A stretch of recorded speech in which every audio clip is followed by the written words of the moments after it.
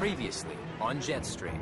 I wouldn't say it's dangerous, it's just the most scary thing I've ever done in my life. A nighttime landing that nearly turns fatal. We were probably one full oscillation from being completely out of control on the runway. Number 16, LA Tower, you're 4 miles behind an Airbus, runway 24 right. And muscling in on the big boys at LAX in an F-18 Hornet. Well, that was certainly sporty, huh? And the stick started shaking like that. They're turning up the heat at fighter school. Are you being sarcastic now? And running out of patience. I think that my personality is actually, pissing the instructors off. Are you ready for combat flying?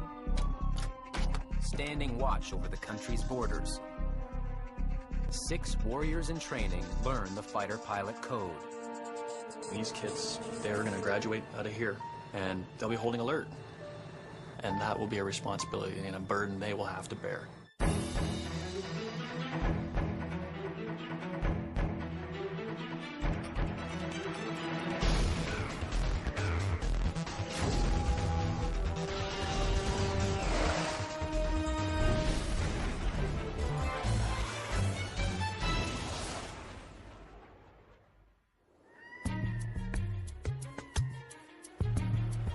When autumn comes to Cold Lake, Alberta, winter is never far behind. Those that can fly south, with the exception of these guys.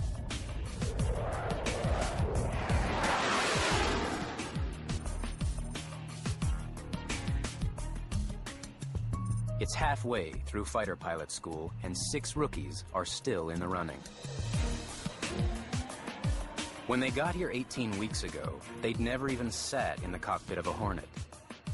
Now, they can take it up solo, fly in formation, and intercept a target. But that's all fighter pilot kindergarten compared to the next challenge. Dogfighting.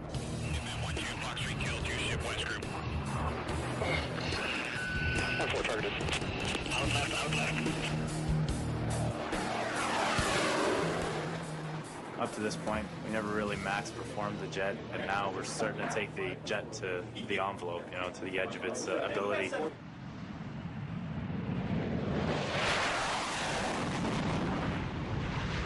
The F-18 Hornet is a fearsome predator.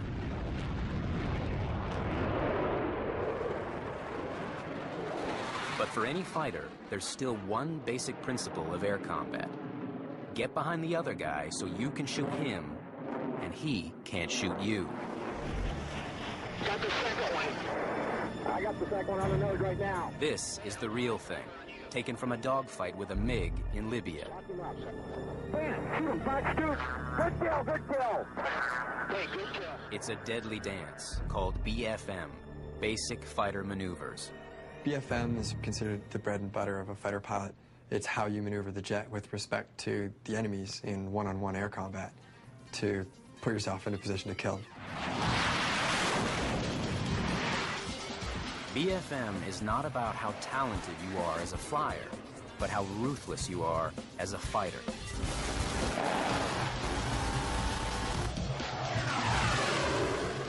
It's not for the guy who wants to fly the air show. It has a very mean side. They are well-trained, they are paid, they are professional, and they may, in fact, unfortunately, have to be killers. We're all about threatening, making sure we can get weapons on first and force them to react. Winning a fight means riding the knife edge between aggression and patience. If you can force them to react, they can no longer come up to get you, and we can now use you to get down and get into a position that we're going to teach you about how to kill. If you find yourself stuck... Over the next few days, the students will fly a series of grueling BFM missions. And they're all a bit jumpy. I'm prepared for it, but I've been also nervous for about 5 days or 6 days, And right now, Lieutenant Seamus Allen needs a win. A week ago, he was hauled up on the carpet for his attitude in briefings and for baiting his instructors. I've worked the most part of my life to be here, so I'm going to do what it takes.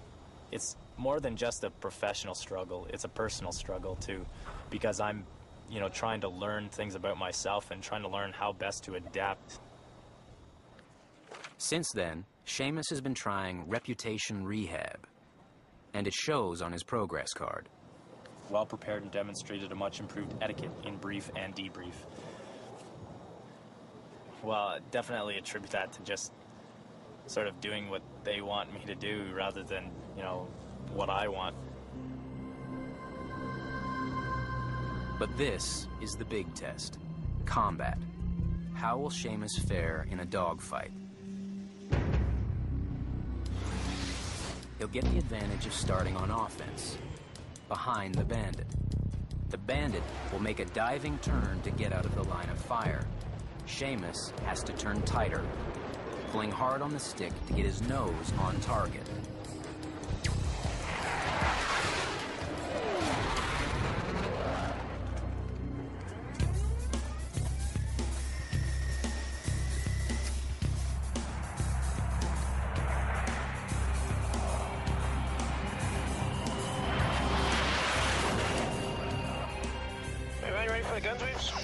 Getting there. Any questions?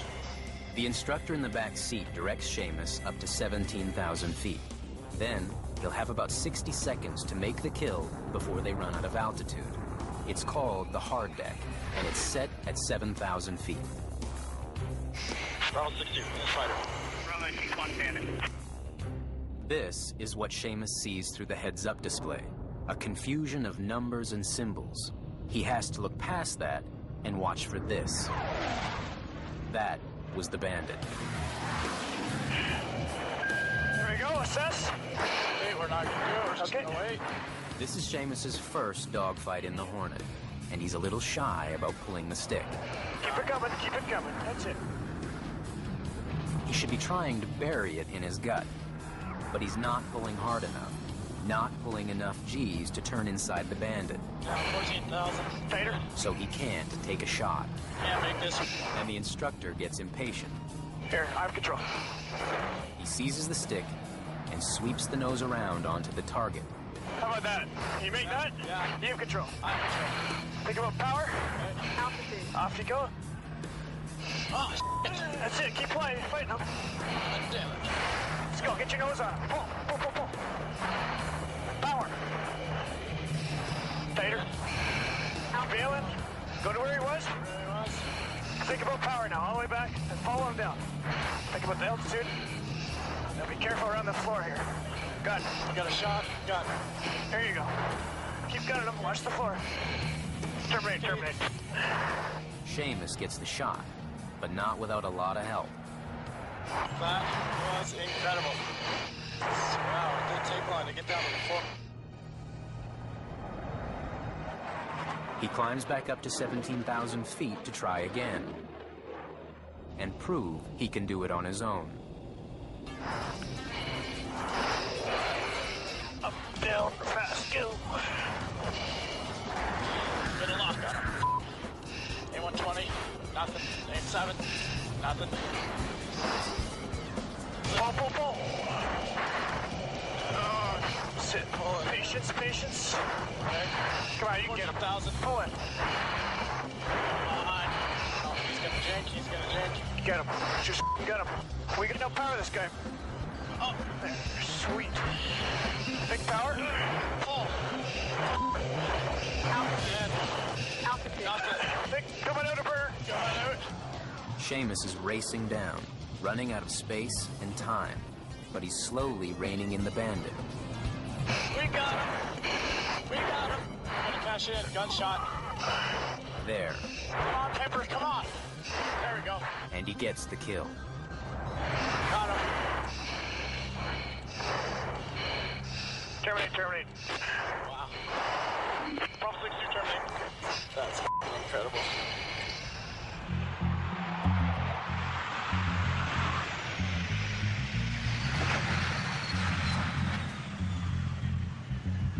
Seamus has just raised the bar for the others, and he's not shy about sharing the news.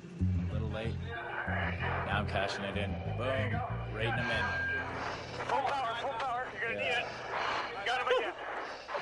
Seamus got the hang of it fast. Whatever. It's like, we got him. It's like, we got him, we can do it. But that was the easiest of the basic fighter maneuvers. Good job, man. Every BFM mission from here on will be a step up. And the veterans have seen plenty of rookie dreams die here before. They start off strong, and they kind of go, oh, this isn't too bad, this isn't too hard. And then we step into BFM, and all of a sudden they realize that they don't know anything.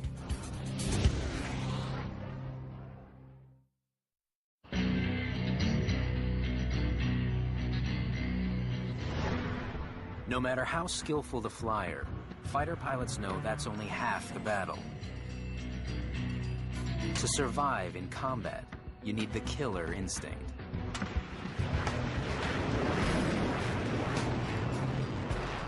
Basic Fighter Maneuvers, or BFM, demands a load of aggression. And that means pulling the maximum Gs the jet can handle. It's going to be hard, straight back, right to your lap, as hard as you can, get that 7.5 G in. Let's just say for every 0.1 below 7, you're going to beer. All right, sound fair? Yeah. Okay, sounds fair to me. Pressure on the bandit, right? Make sure we maintain that all the time to keep him scared. Keep that in mind, okay?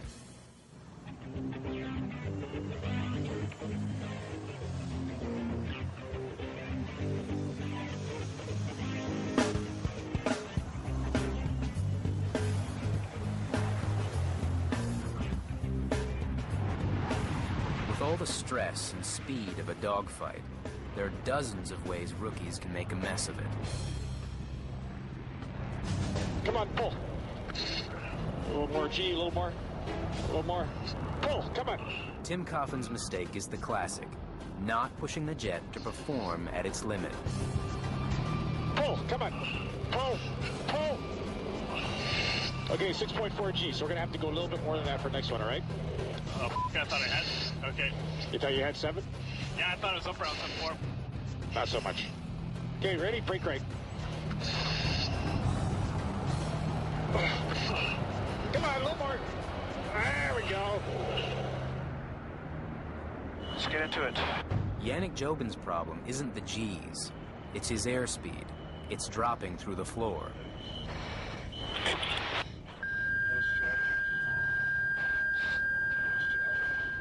At speeds this low, the Hornet has all the aerodynamic grace of a Coke machine. Bit wobbly.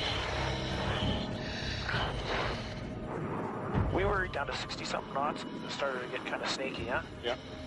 You'd really hate to be doing that in the middle of a fight, because now suddenly you're the pin cushion, right? Everyone's shooting you. All the students are struggling with this one. I just screwed myself. Go get him. Oh, keep fighting to a 6. Keep your nose up. Get going. Oh. But even when you're getting a schooling, a supersonic jet is a great place to get it. Things are happening quick, huh? You had your 30 seconds of fun just looking out going, hey, cool, I'm flying a Hornet. Yeah. Have you done that yet? Yeah, there you go.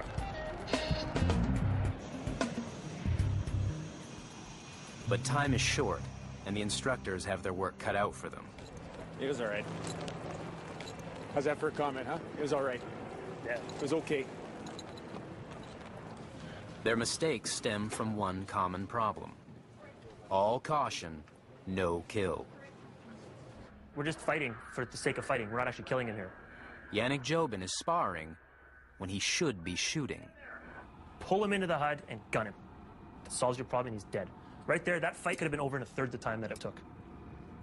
Pull. You hear me in the background telling you 4 or 5 times to start reefing on the stick and get to a higher G loading. Tim was warned he'd owe beer if he didn't pull enough Gs. He's heading for the liquor store. How can I drive this fight? That's what you're going to have to start thinking about tomorrow. Good. Dave McLeod made a mistake no fighter can afford. He let the bandit get inside his head. Do you hear that? Oh, right? And that's the, what is that sound? That's frustration. The sound of defeat, right? You know, that, oh, which basically means, oh, man, he's going to shoot me here, right? It's like, don't do that. Survive for the moment. Don't think about anything else. Just, survive from that gunshot.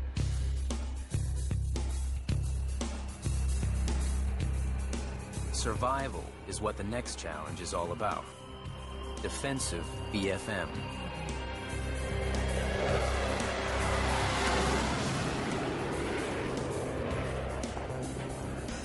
We're at 25 Alpha Bandit now. When you're the one doing the hunting, being aggressive means getting the shot.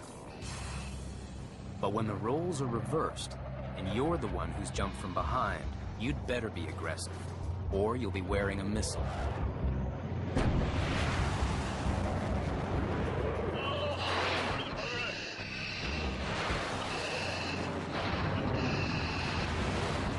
To shake that bandit riding your tail, you circle and dive.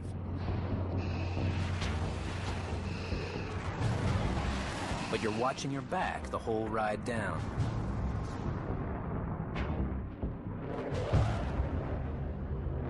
When you're defensive, the stuff you need to fly the jet is in front of you, but he is, back way up over there.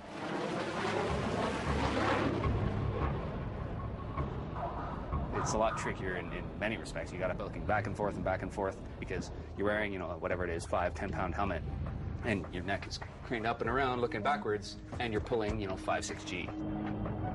But a fighter pilot on the run doesn't rely on his eyes alone. In a jam, he's got a couple of tricks to help him out. Chaff, flare, deceive, and deflect. Chaff is essentially tinfoil confetti, which confuses the bandit's radar. And flares are designed to trick a heat seeker into chasing the wrong target. But when the party tricks don't work, you gotta fly your way out of it. Tim Coffin had trouble last mission not getting enough G's in the turn. The same mistake this time, and he'll be target practice.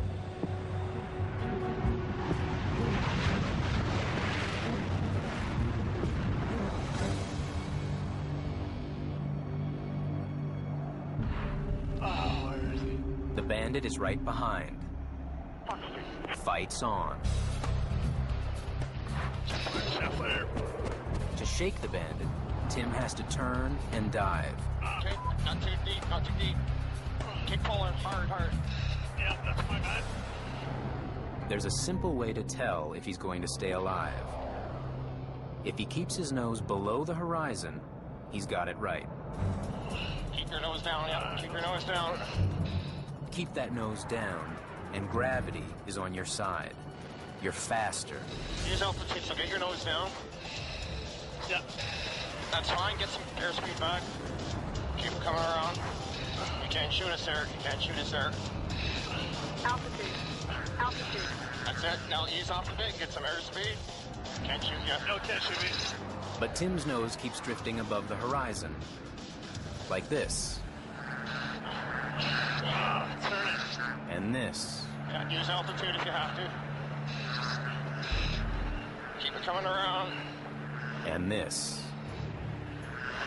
Transitioning 25 altitude 10. Okay, he's easing off.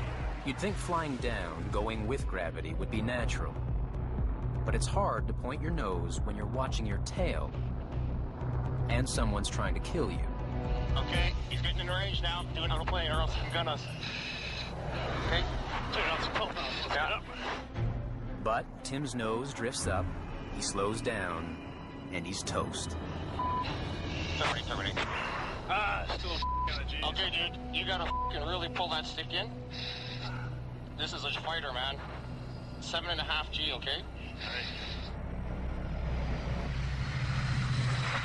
In real combat, Tim would be a dead man. What do you think? What's that? It's like 2 NG. Yeah, you just pull the 1 LG. It's a lot harder to do, of course, looking over your shoulder.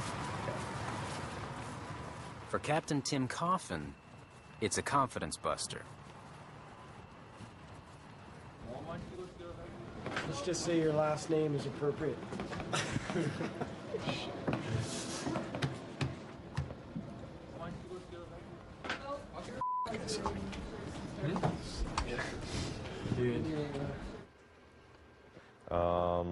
I think we only got up to 5.7 G on both the ones you did. It's critical that you get that initial brake turn right into your gut, okay? Right up to 7.5 G. You're not looking out front now, you're looking behind. And to get the mechanics down, you know, as far as pulling G, it's just not natural. It may not be natural, but it's a must, and it's cost him the mission. He's failed.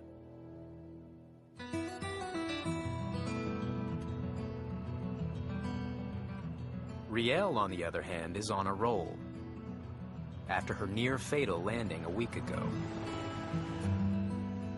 Riel has scored excellent marks on her last few trips, and her confidence is up.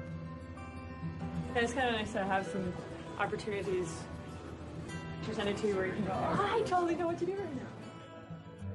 But knowing what to do can only mean one thing. They're going to up the ante. I know definitely as they see us getting it, they ramp it up to challenge us more because, you know, like, you can always be better, right? Like, it's fast and it's furious and it's a lot to do as long as you get it before time runs out. Riel knows better than anyone here fortunes can turn on a dime. And they're about to, again.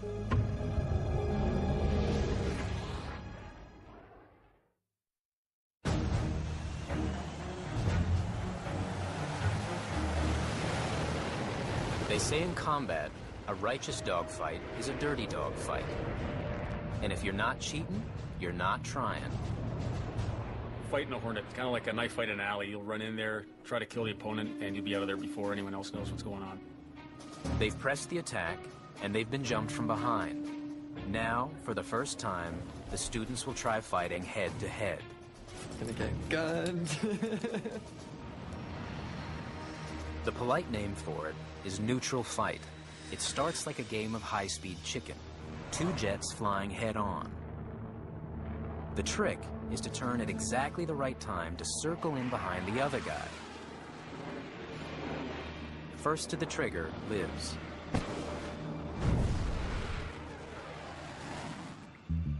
This is probably one of the most difficult things we do because of the sheer speed and the limited amount of time they have to make the correct decisions. And the problem is, after 6 or 7 BFMs, most of them just know enough to be dangerous. So far, Riel Eriksson has been breezing through basic fighter maneuvers. But the bar is higher now. In a neutral fight, no one starts with an advantage. The students are expected to make their own breaks. You want me to sit in the front? Okay.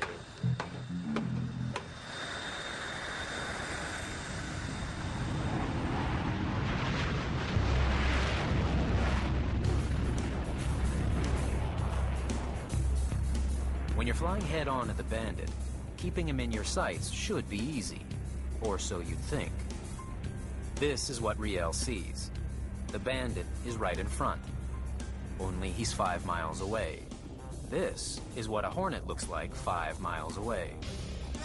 In case you missed it, there's only one way for Riel to find that plane. Look out the window. Fights on. Talk to you, Sally. Weapon. Time to get the shot. Riel is trying to get her nose on the Bandit, pulling over 6 Gs, but she can't keep him in sight. 2 circles, stop bleeding. Think of this stuff yourself, okay? More BFM, do something.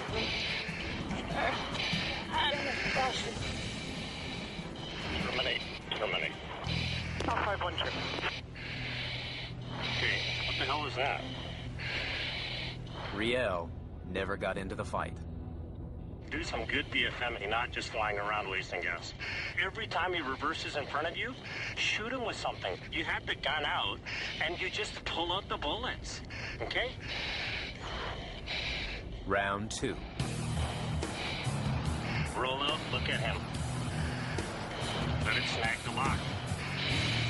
And again, across it. Roll out, look for him. There he is. Shoot and fight him. It's tough keeping track of a moving target when you're upside down or sideways and pulling big G's. Riel has to crane her head up and back. Start reversing, Riel. You have to think of it before he flies past you. She finally gets a shot off, Actually, but it's a miss. terminate, terminate. 51 terminate. 52 terminate. Work the switches, watch what he's doing, engage a lead turn, then be offensive on him. Okay? Okay. Last chance to get it right. Pull, pull. Stare at him. Stare at him. There he is. Weapon, shoot, and fight him. Way to go. I lost him. Terminate, terminate.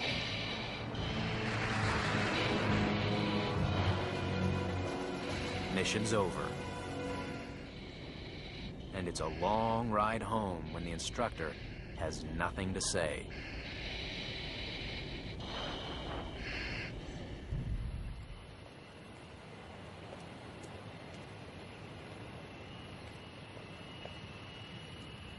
I went up there and I had no real game plan, therefore no execution of it, so did not go very well. She looked offensive to you, but there wasn't much else going on inside. We're just going back and forth, and didn't seem to be any active attempt to kill the bandit through any of that.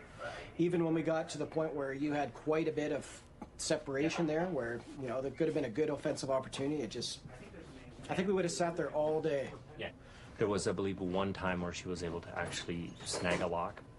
Sounds pretty weak. She only got one weapon off, is that correct? Yeah. All day? Yeah. Wow. Okay.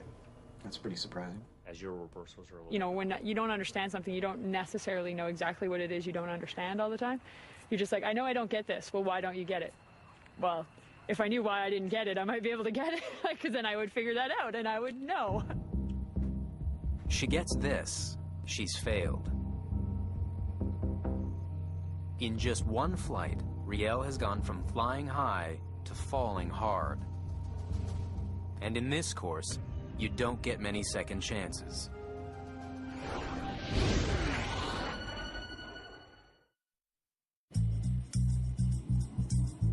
Fighter pilots are often compared to pro athletes. From a distance, they seem to have it all. A day job that rates right up there on the cool scale.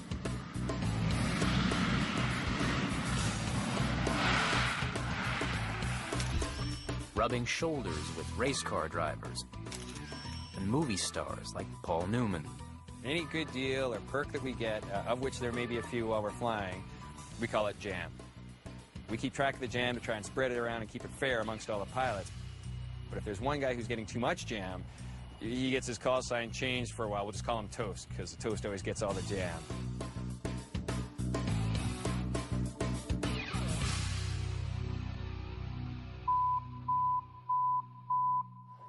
The fighter pilot wannabes have tasted a little of the jam. Enough to know it's sweet. Like at nighttime, you know, that big contrast, you know, and you can see that like 10 feet behind the aircraft, you know, you've got these big burner stacks going, and it looks very impressive. You go to a bar in Edmonton, and you're like, oh yeah, what do? You can't say you're a fighter pilot, because like half the other guys in the bar are trying to pretend they've got cool jobs like being a fighter pilot. But there's another, less appealing trait that fighter pilots share with sports stars. The pain. Give me a workout.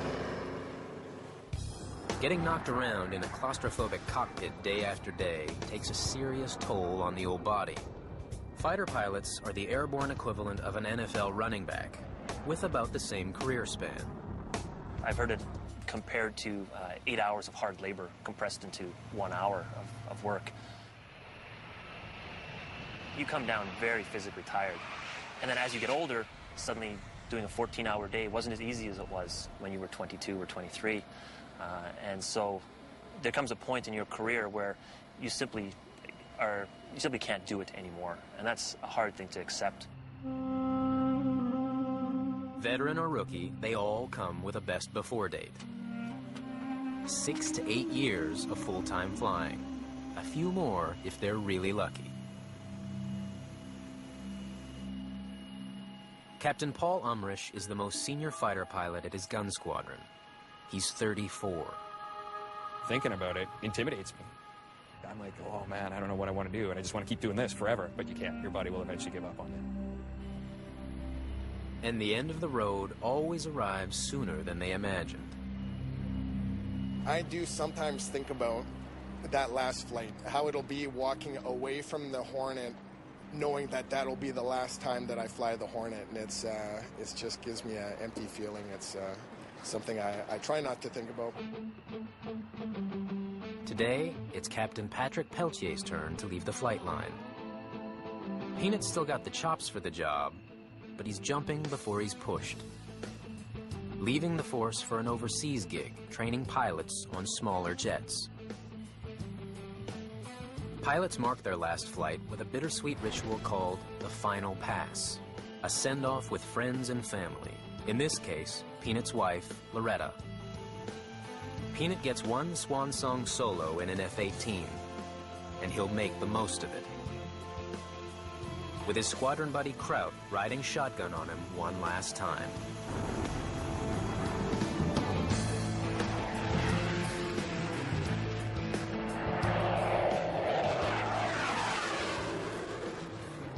Peanut runs through some fighter maneuvers.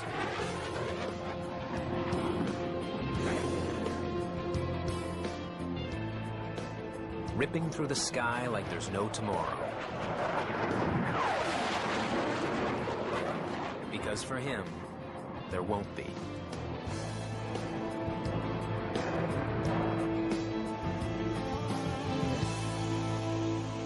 When you call it quits here, you give up more than the high G's and the non-stop adrenaline and the jam and everybody watching. It's in your blood. This is part of you, and the machine is part of you, and you walk around feeling half dead when you're not flying until you're meshed with that machine and doing your job. And so to let that go, you're letting a part of you go.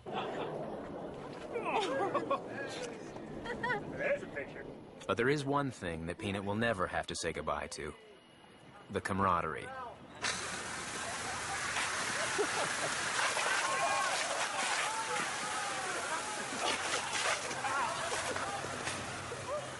If Peanut took an accounting job tomorrow, he'd still be considered a fighter here. For one, you don't get the boss.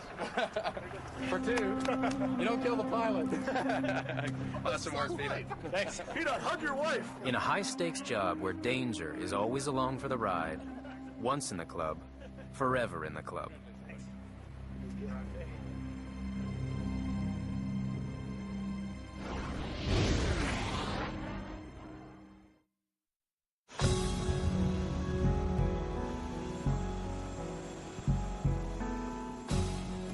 Tim Coffin's been having a rough ride of it lately.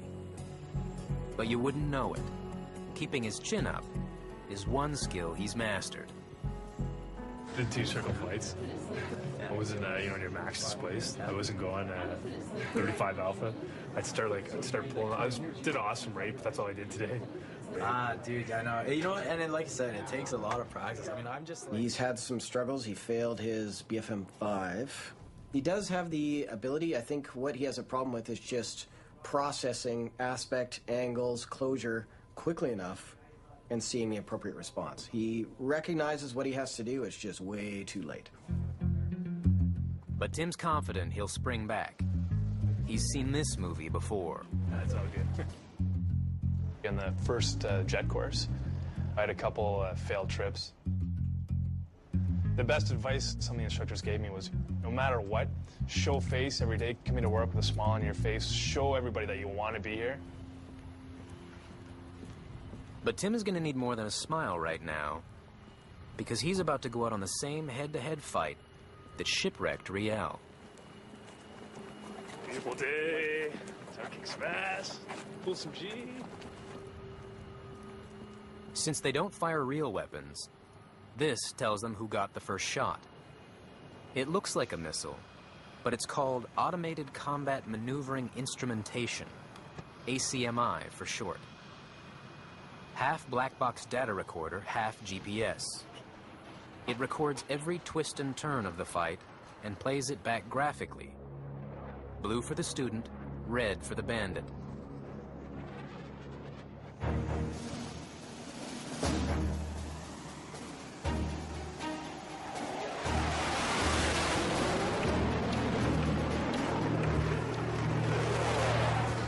This is the mission they call neutral fight. Tim and the bandit fly head-on, then turn and start dogfighting. They turn now, coming in. Where'd he go? Just below the horizon. Got him. There we are. Let's threaten. There, my guns. That's good. Move the lock. Tim gets the kill on the first fight. So far, he's looking good. The only thing you could have done better is your initial brake turn. Everything else was good. Nice patience. If you time that lead turn just right, you circle in behind the other guy. But get it wrong, turn too early or too late, he's got you. Alpha 1's ready for lead turn X. Hesitate even 2 seconds. 1 1,000, 2 1,000. Okay, there he is. Lead turn in right now. As Tim just did. And the bandit has you square in the crosshairs. I put it away. Tim just lost the fight. Terminate turning. Bruno. That's right, we'll fix it on this one, all right? Yeah, control. 5 control. Alpha 2 ready, 6.0. We're heading up 300, split now. But it doesn't get fixed. They start another fight. But Tim can't find the bandit. His instructor tries to guide his eyes. 12 o'clock. 11 o'clock time. Finally, Tim spots him. Down. But instead of trying to turn to attack the other jet, he flies straight into its flight path. The bandit warns him out of the way. Go low. Go right. Terminate. Alpha 5-1 terminate. They miss, but it was a little close for comfort. He had to commit nose low to make the miss. Really watch that, dude. That was borderline bubble, even with him making the miss. The ACMI shows just how close it was. Students must stay at least 1,000 feet from the other jet. That's called the bubble. In a fight, 2 jets can eat up 1,000 feet in half a second. Tim was just 688 feet from disaster.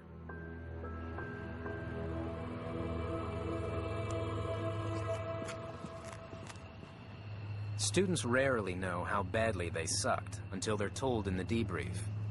But when you're walking back alone, you know it isn't good.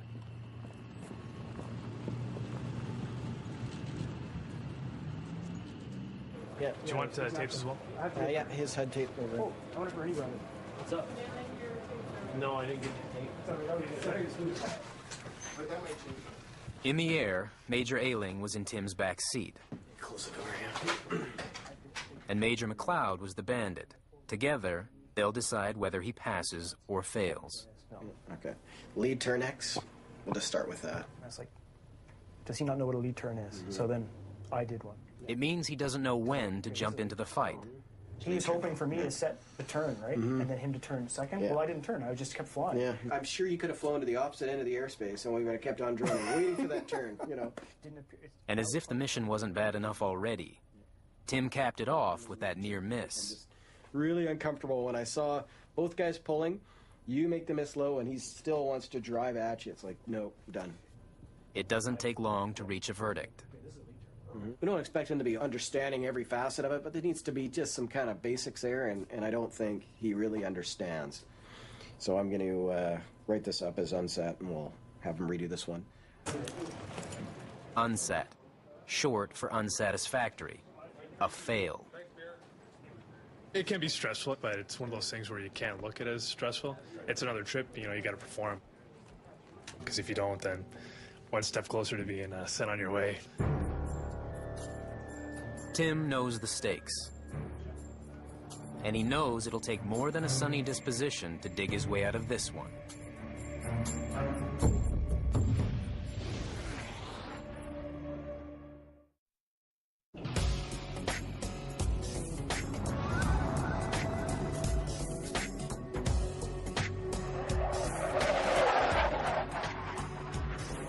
At the midpoint of the fighter course, the most dangerous enemy the rookies face is the eye-gouging fatigue. I started falling asleep when I'm reading, and that's partly why I got to reread things, because I'm really tired, you know, I'm exhausted at the end of the day, and I'd really love to go for a nap right now. While the demands only increase, the body and mind begin to give out. It's what marathoners call Heartbreak Hill.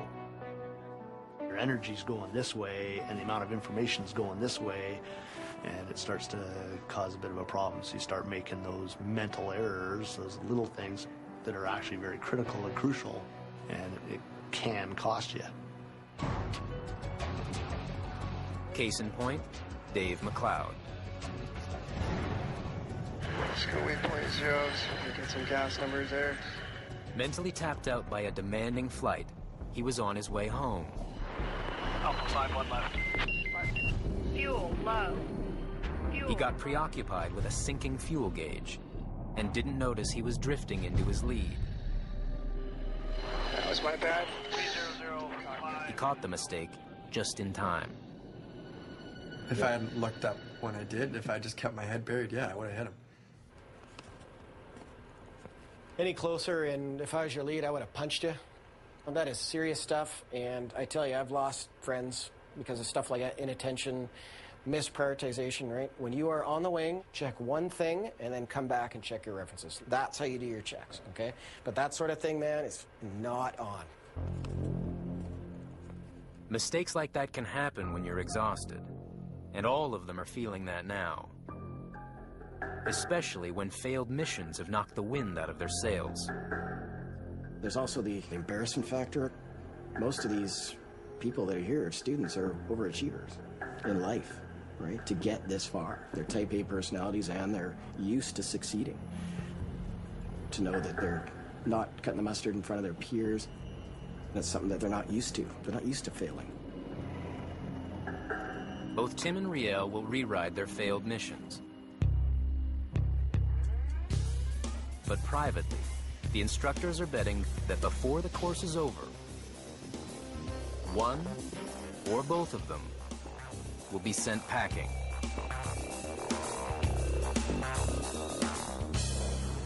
That's next time on Jetstream.